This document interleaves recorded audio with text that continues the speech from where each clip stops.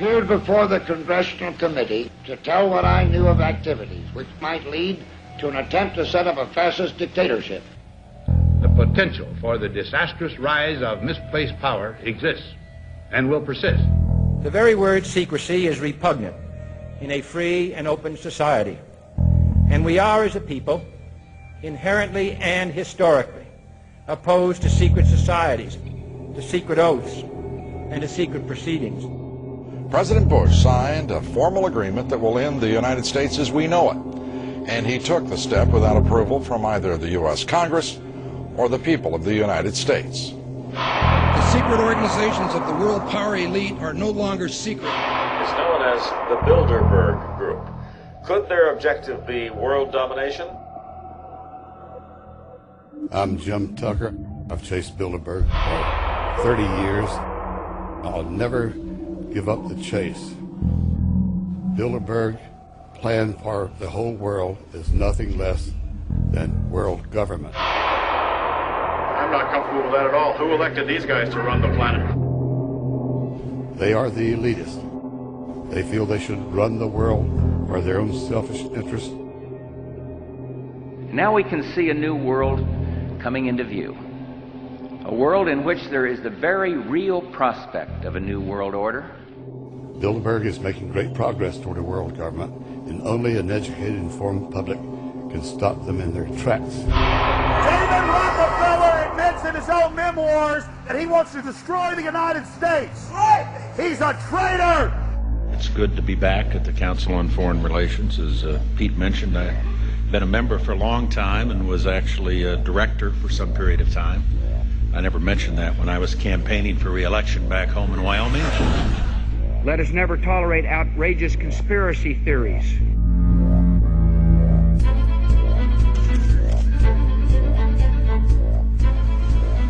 I need you to move off the property, please. Some shots were fired.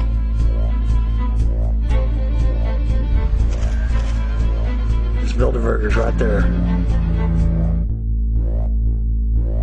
The Trans-Texas Corridor is a vital part because we stop it here in Texas. We stop the New World Order right here in Texas. This thing started here. And to save this country, we kill this damn thing here.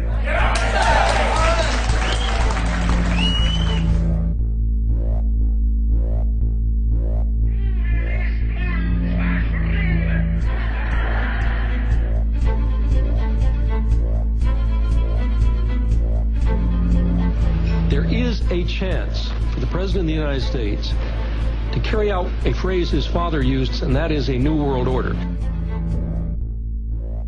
Your new world order will fall. Humanity will defeat you. The answer to 1984 is 1776.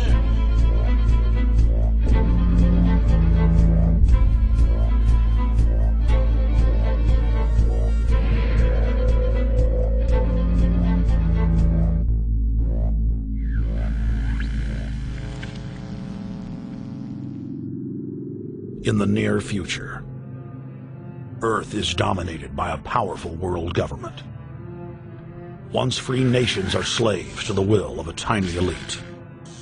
The dawn of a new dark age is upon mankind. Countries are a thing of the past. Every form of independence is under attack, with the family and even the individual itself nearing extinction. Close to 80% of the Earth's population has been eliminated. The remnants of a once-free humanity are forced to live within highly controlled, compact, prison-like cities. Travel is highly restricted. Superhighways connect the megacities and keep the population from entering into unauthorized zones. No human activity is private. AI supercomputers chronicle and categorize every action. A prison planet dominated by a ruthless gang of control freaks whose power can never be challenged. This is the vision of the global elite, their goal. A program of total dehumanization where the science of tyranny is law. A worldwide control grid designed to ensure the overlord's monopoly of power forever. Our species will be condemned to this nightmare future unless the masses are awakened to the New World Order master plan and mobilized to defeat it. Erected by a secretive group, the Georgia Guidestones are a testament to the elite's plan for a world religion, global laws, with a global court and army to enforce it. And set in stone, it is written that the population never rise above 500 million.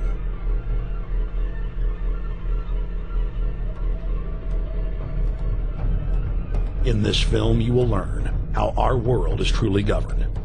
You will see how highly secretive roundtable groups interlock to form a global intelligence network. This group has been steering planetary affairs for hundreds of years. Now, in the final stage, they prepare for open world government. A goal tyrants throughout history have lusted after. Dr. Michael Kaufman is a published ecologist specializing in ecosystem research, forest ecology, and ecosystem classification. Dr. Kaufman played a key role in blocking the ratification of the Convention on Biological Diversity in the U.S. Senate. The concept of a new world order has been around for centuries. It's been receiving tremendous play over the last half of the 20th century. George Bush, the first senior president, George Bush, used it a lot in his speeches and really implies that he really wants to see a order in which we have a universal or a global type of governance in which every human being on planet Earth is ultimately responsible to policies that are being formulated at the international level. It is a big idea, a new world order.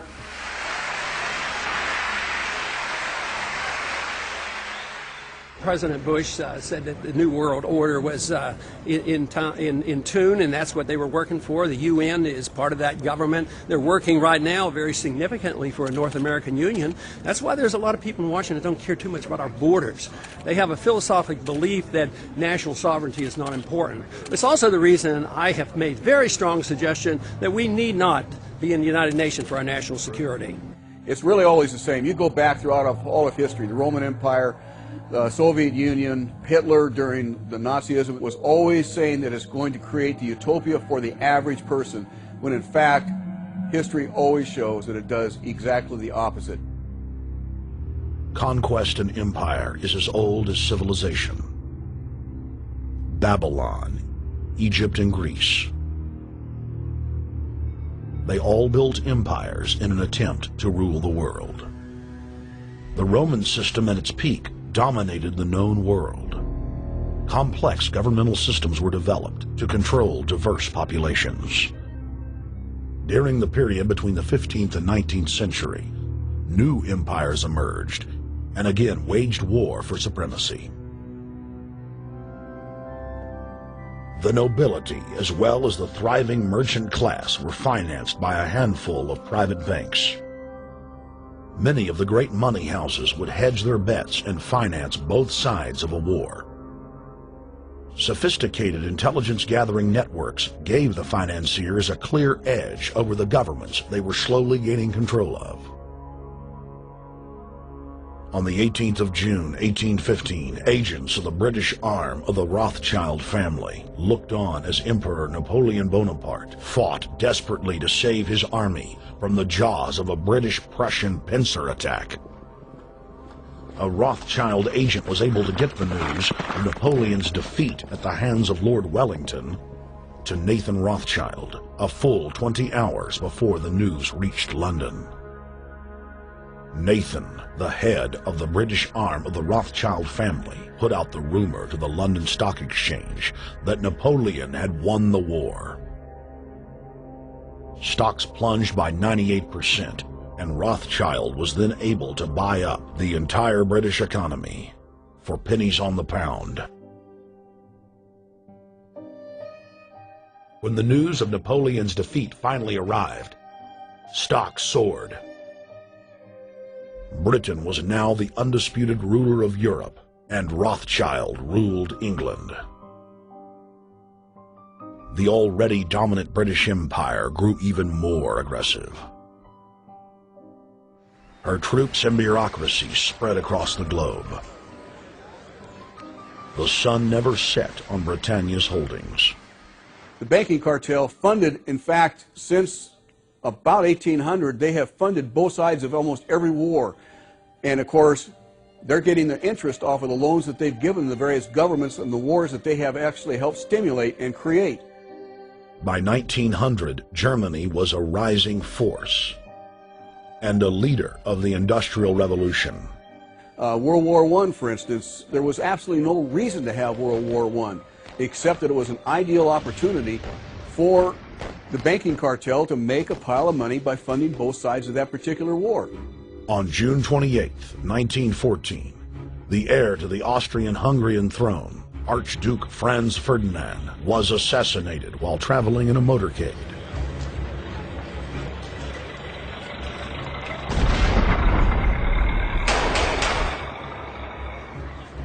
The Black Hand, a Serbian secret society with connections to French and British intelligence, took credit. World War I had begun.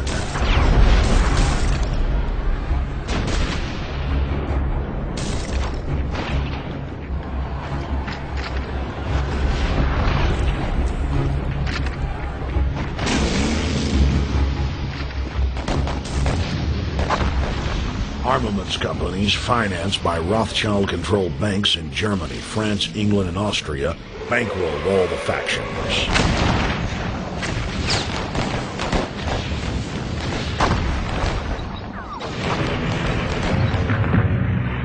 At least 20 million were killed in the war. It was a conflict so terrible the people vowed to never fight again. They dubbed it the war to end all wars. Question is, why did they want war? Well, first of all, is money and power. But secondly, they wanted to create the League of Nations. They had this in their plans all along, and as a consequence, once the war was over or about to be over, they began to formulate this idea of a League of Nations, so this would never ever happen again. Hundreds of years of practice made the British experts at hiding their empire behind puppet governments and councils. In the name of stopping all future conflicts, they proposed that countries would join a League of Nations. Their true intention was for the League to serve as a framework for world government. President Woodrow Wilson, who had spearheaded the establishment of the private Federal Reserve System in the United States in 1913, strongly supported the establishment of the League of Nations. Woodrow Wilson was a very naive president. He was basically a college professor that was grafted into this whole system. The League convened in Paris in 1919, but many nations recognized it as a threat to their sovereignty and refused to join. Frustrated by the U.S. Congress blocking the League of Nations, British intelligence, with the help of the Rockefeller family, set up the Council on Foreign Relations in New York City in 1921. The Council recruited the best and brightest of American life to support the growth of the Anglo-American Empire. The CFR's stated mission is to abolish all nation-states in favor of an all-powerful world government administered by a tiny elite. By 1930, the promoters of world government had split into two interlocking camps: the Fabian socialists centered in London, and the fascist based in Italy and Germany. National Socialism will use its own revolution for establishing a new world order. Adolf Hitler.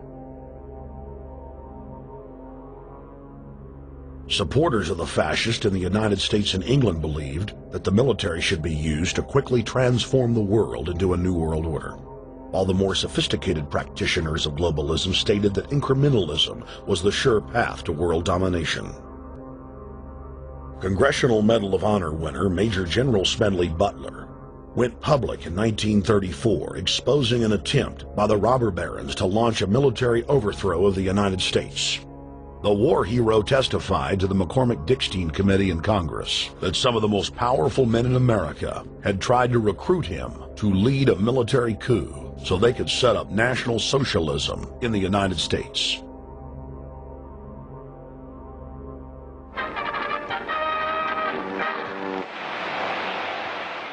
I appeared before the Congressional Committee the highest representation of the American people under subpoena to tell what I knew of activities which I believe might lead to an attempt to set up a fascist dictatorship. I was supposed to lead an organization of 500,000 men, which would be able to take over the functions of government. The fascist had also made deep inroads in England. Edward VIII, King of England, was forced to abdicate the throne because of his public support for Hitler. Fast es sich dabei nicht nur das negative Problem der Bekämpfung dieser Lehre und ihrer Organisation handelt, sondern die Durchführung der positiven Aufgabe der Gewinnung des deutschen Arbeiters für den nationalen Staat.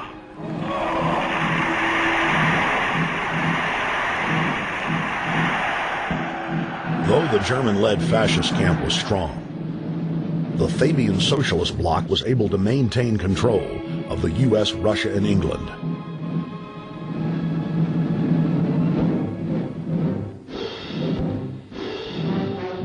In the build-up to World War II, and during the conflict, the bankers again financed both sides, just as they had done with Napoleon.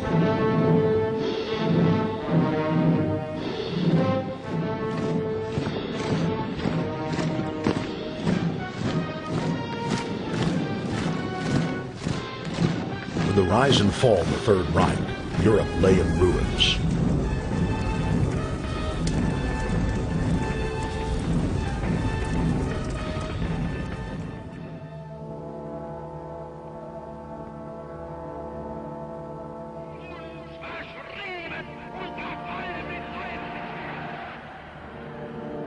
Once again, the elite claimed that only global governance could save humanity from certain destruction.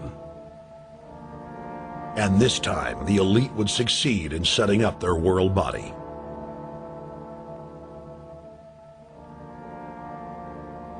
In April of 1945, at the Presidio Naval Base in San Francisco, the United Nations was founded by the victors of World War II. The United Nations complex was then built in New York City on land donated by John D. Rockefeller. Shortly after the elite established the United Nations as their base in the United States, the newly formed World Council quickly began work on the next phase in their plan, the incremental formation of continental superstates. The first step in their trilateral plan was the creation of the European Union.